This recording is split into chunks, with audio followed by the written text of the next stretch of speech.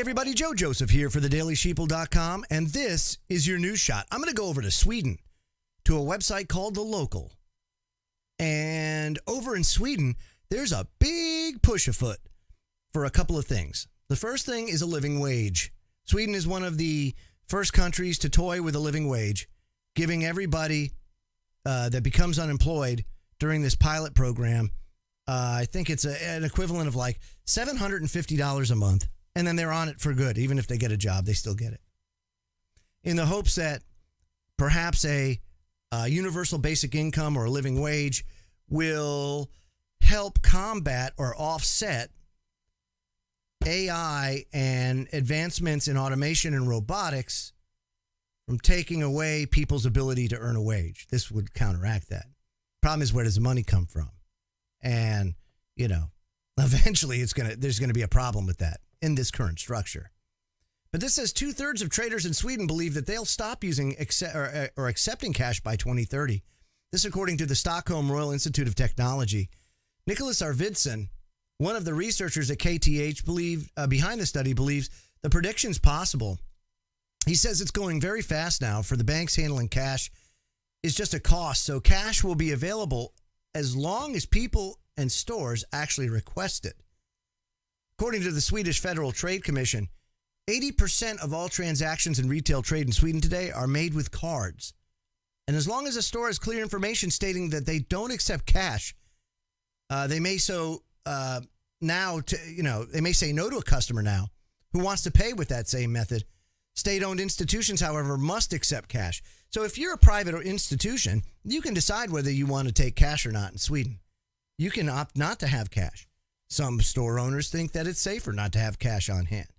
You know, if you don't have cash on hand, you're less susceptible to be robbed, let's just say.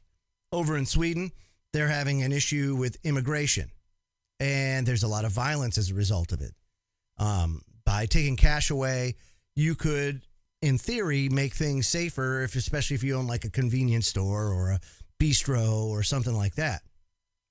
However, the people typically want a way to pay for things sometimes that are off the radar. And anytime you use an electronic means of payment, there's always a way you can trace it back. Even your best Bitcoin, I don't care what they say, how random they think it is, or how untraceable it may be, there's a way to trace it. There's a way to trace it back to the person that paid. It's electronic. There's fingerprints. There's ways to do it.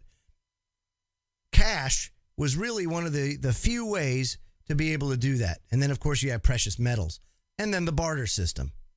But to take away cash would be, to me, detrimental to people's ability to be able to make purchases free and clear of government interference or intrusion. And unless we come up with an alternate means of living and structure society around it, meaning do away with this whole idea of money and start changing the way humanity does things, I think cash needs to be a critical component of an economy. You know, some way to be able to do this. And if you're not going to do it, then utilize precious metals, I guess. But even that to me seems to be quite archaic in the 21st century. I just don't like the idea of all of my purchases, everything I do being tracked. I like the idea of if I want to go to a yard sale and pay cash for something, I could do that. You know, if I want to buy something that I don't want the government to know I did, I want the freedom to be able to do that. And just because I'm hiding something from the government doesn't mean that I'm a bad person. It means that I really like my privacy and they have no business peering into my stuff. So I'm not really encouraged by what I see going on over in Sweden and movements afoot in other parts of the world to do away with cash.